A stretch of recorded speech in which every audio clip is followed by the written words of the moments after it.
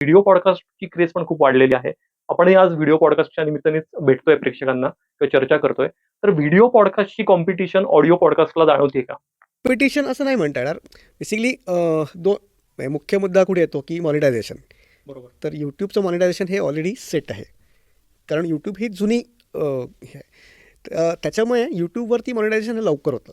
म्हणून बरेचदा लोकं ऑडिओपेक्षा, कारण तेवढा पेशन्स प्रत्येकात नसतो.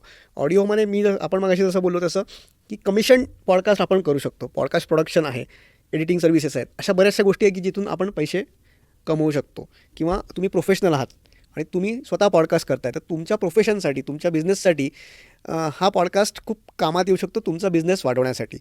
पण पॉडकास्टमधनं डायरेक्टली पैसे सध्या तरी मिळत नाही आहेत. त्याच्यामुळे बरेचदा लोकं यूट्यूबकडे किंवा व्हिडिओ पॉडकास्टकडे आज वळतात.